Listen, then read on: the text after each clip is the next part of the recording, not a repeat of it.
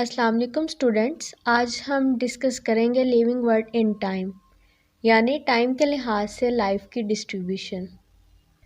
Different organisms को time की base पे हम स्टडी करेंगे। ये दुनिया जब से बनी है तब से ही एवोल्यूशन का प्रोसेस चल रहा है। ऐसा बिल्कुल भी नहीं है कि सारे ऑर्गेनिजम्स एक ही टाइम में अपेयर हो गए हों। अब इसमें दो चीज़ें जो हैं वो समझने वाली हैं, एक है ईरा और एक है पीरियड। ईरा कहते हैं काफ़ी लंबा जो दौर हो उसको ईरा कहते हैं, और पीरियड होगा दुरानिया। जो ये जियोलॉजिकल टाइम चार्ट है इसमें ये दोनों चीज़ें बहुत ज़्यादा यूज़ होनी है। हर ईरा के अंदर डिफरेंट ऑर्गेनिजम्स इवॉल्व होते रहे हैं।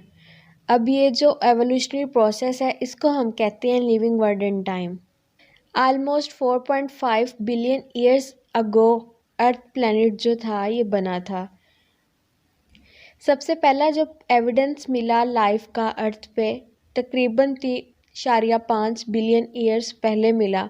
कुछ बुक्स में 3.5 बिलियन है, कुछ में 3 बिलियन है। जैसे जैसे ऑर्गेनिजम्स डेवलप होते गए कुछ ने अपने आप को एनवायरनमेंट के अकॉर्डिंग अडॉप्ट कर लिया और कुछ compete ना कर सके। जो ऑर्गेनिजम्स अडेप्ट कर गए एक पर्टिकुलर एनवायरनमेंट में वो उस पर्टिकुलर ईरा में डोमिनेंट हो गए, और जो अपने आप को अडेप्ट ना कर सके वो एक्सटिंक्ट हो गए। अब इनके फॉसिल रिकॉर्ड से हमें ये एविडेंस मिलता है कि लाइफ कितने साल पहले अर्थ से स्टार्ट हुई थी। आज के दौर की जितनी भी स्पीशीज़ हैं उनमें जो भी सिमिलरिटीज़ पाई जाती हैं वो इस बात को इंडिकेट करती हैं कि ये सारी स्पीशीज़ एवोल्यूशनरी प्रोसेस के थ्रू इवॉल्व हुई हैं, और इनका एक कॉमन कह लें या एक सिंगल इंसेस्टर है। तकरीबन 1 ट्रिलियन स्पीशीज़ जो हैं इस दुनिया में इस वक्त रह रही हैं, लेकिन इनमें से सिर्फ 1.75 से 1.8 मिलियन स्पीशीज़ को ही सिर्फ अभी तक नाम दिया गया है। अब जब से एवोल्यूशनरी प्रोसेस जो है स्टार्ट हुआ है तब से ऑर्गेनिजम्स इवॉल्व हो रहे हैं और एक्सटिंक्ट होते आ रहे हैं। इस एवोल्यूशन की बेस पे देखें तो पता लगता है कि जो ऑर्गेनिजम्स 3.5 मिलियन ईयर्स पहले मरा था वो अर्थ की लेयर में दफन हो गए हैं। उसके बाद जो ऑर्गेनिज्म आया वो उससे ऊपर वाली लेयर में दफन हो गया। ये लेयर्स जिनमें ऑर्गेनिजम्स दफन हुए हैं उनको नाम देते हैं सेडिमेंट्री लेयर्स का। सेडिमेंट कहते किसे, आपने केमिस्ट्री में भी पढ़ा होगा कि हम जब किसी भी सॉल्वेंट में पार्टिकल्स जो हैं ऐड करते हैं तो वो अपनी डेंसिटी के अकॉर्डिंग लेयर्स बना जाते हैं उस सॉल्यूशन में। इसी तरह ये उन्हीं सेडिमेंट्री लेयर्स की बात हो रही है। इन सेडिमेंट्स के अंदर ऑर्गेनिजम्स के जो रिमेन्स या साइन रहते हैं उनको बोलते हैं फॉसिल्स। एवोल्यूशनरी प्रोसेस नीचे से ऊपर की तरफ इवॉल्व होता है। जो पूरा इरा होता है वो पहले आता है, फिर उससे अगला इरा, और इस तरह पूरा प्रोसेस जो है वो कंप्लीट होता है। जो ऑर्गेनिजम्स अडेप्ट कर गए उस पर्टिकुलर इरा में डोमिनेंट हो जाएंगे, और जो अपने आप को अडेप्ट ना कर सके वो एक्सटिंक्ट होंगे। इनके फॉसिल रिकॉर्ड से एविडेंस मिलता है कि लाइफ कितने साल अर्थ पे स्टार्ट हुई थी। देखें तो 4 टोटल इराज हैं ज़मीन पे: प्रोटेरोजोइक इरा, पैलियोजोइक इरा, मीजोजोइक और सीनोजोइक। सबसे पहला जो इरा है प्रोटेरोजोइक इरा। प्रोटेरोजोइक का मतलब है अर्लियर लाइफ। अर्लियर लाइफ कौन सी है? फंजाई और एल्गी और कुछ माइक्रो ऑर्गेनिजम्स। ये इरा स्टार्ट हुआ तकरीबन 3.5 बिलियन ईयर्स अगो। कुछ बुक्स में 3 बिलियन ईयर्स अगो भी लिखा हुआ है। और अगर अर्थ की एवोल्यूशन की बात करें तो वो 4.5 बिलियन ईयर्स अगो अर्थ इवॉल्व हुई थी। इस अरसे से पहले देखें तो इसके दरमियान में टेम्परेचर इतना ज़्यादा था कि कोई चीज़ एग्जिस्ट ही नहीं कर सकती थी। फिर 4 बिलियन ईयर्स पहले सब एटॉमिक पार्टिकल्स बने और कंबाइन होके पहला एटम जो है वो बना। तो ये सब हमें इनके फॉसिल रिकॉर्ड से पता चलता है कि कौन सा ऑर्गेनिज्म कितने अरसे पहले जो है इवॉल्व हुआ है। लेकिन एक क्वेश्चन है कि इस इरा में हम देखते हैं कि फंजाई और एल्गी इवॉल्व हुए हैं, लेकिन इनकी जो बॉडीज़ हैं वो इतनी सॉफ्ट बॉडीज़ हैं कि ना इनमें कोई बोन वाला मटेरियल है ना कोई हार्ड स्ट्रक्चर है। तो फिर इनका हम फॉसिल रिकॉर्ड कैसे चेक करते हैं? तो इसका आंसर है कि हर ऑर्गेनिज्म की हाफ़ लाइफ होती है। आपने फिज़िक्स में भी पढ़ा होगा हाफ़ लाइफ का। टाइम के साथ साथ हाफ़ लाइफ भी जो है वो कम होती जाती है। जैसे अगर हम ह्यूमंस की बात करें तो कार्बन जो है वो पाया जाता है। अब हमने हाफ लाइफ चेक करनी हो तो जो रेडियो एक्टिव आइसोटोप था, जो कार्बन-12 था, वो 1 वीक के बाद जब हम चेक करेंगे तो उसका हाफ हो जाएगा। अगले 2 वीक्स के बाद उसका हाफ, 3 वीक्स के बाद उसका हाफ, इस तरह ये और घटता घटता कम हो जाएगा। इससे हमें पता लग जाएगा कि कौन सा ऑर्गेनिज्म कितने अरसे पहले इवॉल्व हुआ है। नेक्स्ट इरा है पैलियोज़ोइक इरा। ग्रीक में जू कहते हैं लाइफ को। पैलियोज़ोइक इरा का मतलब हुआ period in the development of animal life. इस इरा के अंदर 6 पीरियड पाए जाते हैं। सबसे पहला है कैम्ब्रियन पीरियड, 600 मिलियन ईयर्स पहले स्टार्ट हुआ।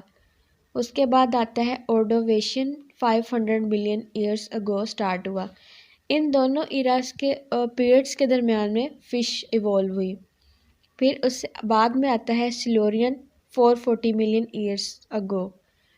उसके बाद आता है डिवोनियन पीरियड, 400 मिलियन ईयर्स पहले ये पीरियड जो है स्टार्ट हुआ और इसमें फर्न्स और एम्फीबियंस इवॉल्व हुए। उसके बाद आता है Carboniferous, 350 million years ago start हुआ और इस इरा के अंदर जो है रेप्टाइल्स इवॉल्व हुए। फिर लास्ट पे जो आता है पर्मियन, 270 मिलियन ईयर्स अगो ये स्टार्ट हुआ और इसमें जिम्नोस्पर्म्स जो हैं वो पाए जाते हैं। अब आपने देखा होगा कि जो सबसे मैक्सिमम ऑर्गेनिजम्स हैं वो इस इरा के अंदर इवॉल्व हुए हैं। नेक्स्ट इरा है मीसोजोइक। मीसोजोइक में 3 पीरियड्स पाए जाते हैं। पहला है ट्राइएजिक, 225 मिलियन ईयर्स अगो ये स्टार्ट हुआ और इसमें सबसे ज़्यादा एंजियोस्पर्म्स जो हैं वो देखे गए हैं। फिर उसके बाद Jurassic period, 180 million years ago और इसमें बर्ड्स इवॉल्व हुए। फिर उससे अगला आया Cretaceous period, 135 million years ago ये स्टार्ट हुआ। जो सबसे लास्ट पे है वो है सीनोजोइक। इसमें 2 पीरियड पाए जाते हैं, क्वाटरनरी और टर्शरी। ये जो इरा था ये 70 मिलियन ईयर्स अगो स्टार्ट हुआ। जब आप जियोलॉजिकल टाइम स्केल को देखेंगे उसमें 3 तरह के जो स्ट्रक्चर्स हैं, ये शेप्स कह लें, वो देखे जाएंगे। ये सबसे पहले जो नैरो स्ट्रक्चर आ रहा है, फिर उसके बाद फिर दोबारा वो ब्रॉडन हो रहा है, फिर नैरो आ रहा है। इसका मतलब है पहले लाइफ जो है वो कम थी, उसके बाद उस ऑर्गेनिज्म की, फिर उसके बाद ज़्यादा वो बढ़ता गया, फिर उसके बाद उसका जो उस ऑर्गेनिज्म की जो दाँत थी वो फिर कम होती गई। इस तरह अगला है कि नैरो, जहाँ से नैरो हो रहा है उसका मतलब ये है कि वहाँ से लाइफ जो है वो कम थी उस ऑर्गेनिज्म की। ब्रॉडन हुआ है तो उसका मतलब है अगले अरसा में ज़्यादा डोमिनेंट हो गया उस अरसे में। फिर उसके बाद फिर जब नैरो होगा तो उसका मतलब है कि फिर उसकी लाइफ जो है डिक्लाइन करगी। अगर हम जियोलॉजिकल टाइम चार्ट को देखें तो पता लगता है कि कुछ ऑर्गेनिजम्स किसी एक टाइम में डोमिनेंट थे, कुछ में डिक्लाइन हो गए। एवोल्यूशनरी प्रोसेस जो है वो सिंपलर से कॉम्प्लेक्स की तरफ जाता है। पहले जब देखें तो फ़िश बनी, फ़िश से एम्फीबियंस, एम्फीबियंस से आगे रेप्टाइल्स, फिर बर्ड्स और फिर सबसे जो कॉम्प्लेक्स स्ट्रक्चर वो मैमल्स का माना जाता है। ह्यूमंस जो है सबसे ज़्यादा कॉम्प्लेक्स हैं। अब हम इन सब चीज़ों को समराइज़ करें तो ये देखें कि जियोलॉजिकल टाइम चार्ट है क्या। Geological time chart basically time sequence है। ज़मीन पर जितनी भी अर्थ की हिस्ट्री थी with the passage of time. Passage of time, ज़मीन पे जो हिस्ट्री थी टाइम की सीक्वेंस की, उसको हम कहते हैं जियोलॉजिकल टाइम चार्ट। इसमें हम क्या चीज़ स्टडी करते हैं, टाइमिंग और रिलेशनशिप क्या है इवेंट्स का इन अर्थ हिस्ट्री, और डिफरेंट लेयर्स जो अर्थ की हैं उनको स्टडी करते हैं। डिफरेंट फॉसिल्स इन लेयर्स में उनको स्टडी करते हैं और इनके एडवांटेजेस क्या हैं टाइम स्केल को यूज़ करने के। एक एज का पता चलता है कि जितनी डीप लेयर में फॉसिल होगा वो ऑर्गेनिज्म उतना ही पुराना होगा, और फिर हम ओरिजिन भी फाइंड आउट कर सकते हैं कंपेयर करके कि किस लेयर में कितने रेडियो एक्टिव आइसोटोप्स पाए गए हैं। ऊपर वाली लेयर में ज़्यादा आइसोटोप्स होंगे। इस तरह हमें ऑर्गेनिज्म का ओरिजिन भी पता चल जाएगा। ये आज का लेक्चर था। अगला जो लेक्चर है फाइलोजेनेटिक लिंकेज, वो अगली वीडियो में। तब तक के लिए अल्लाह हाफिज़।